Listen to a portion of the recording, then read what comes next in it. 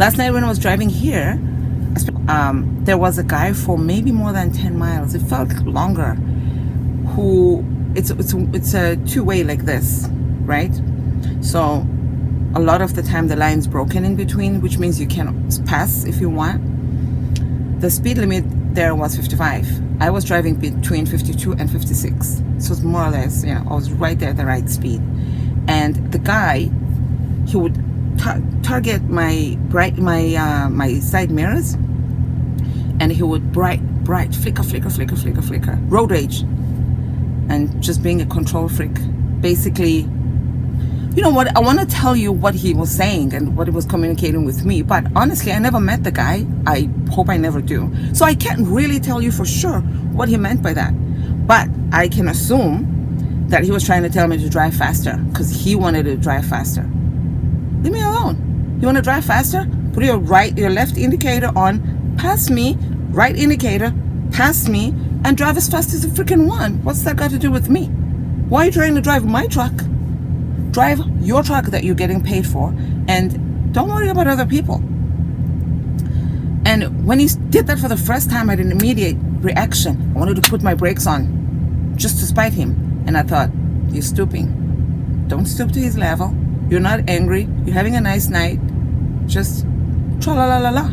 So I just kept driving, and he kept doing it for about 10 miles. 10 miles in a space where you're driving not too fast. It was a long time. And the guy flicker.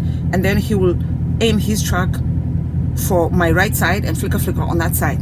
The thing about nowadays cars or trucks is that they're electronified.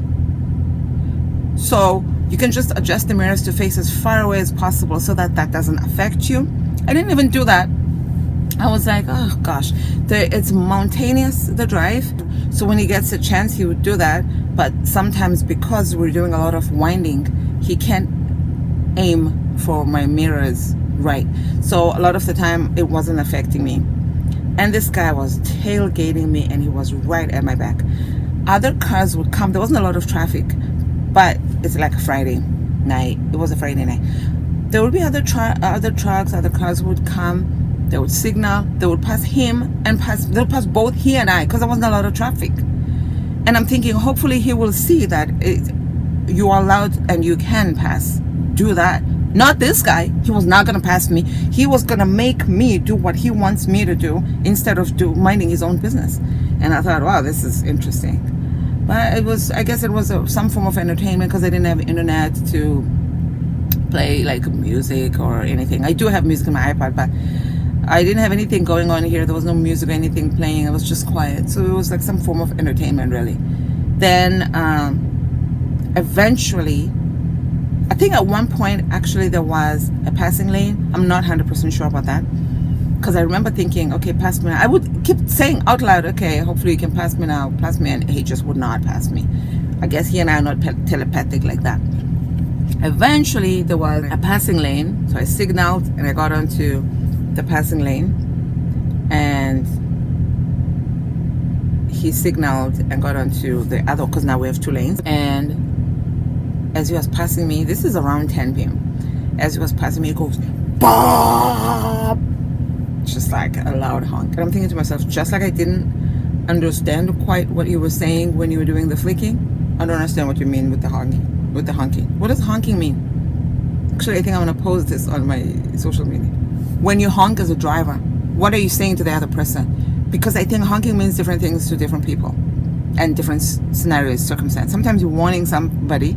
Sometimes you doing this. Sometimes it could be anything. I know that he was angry. I get where he was coming from.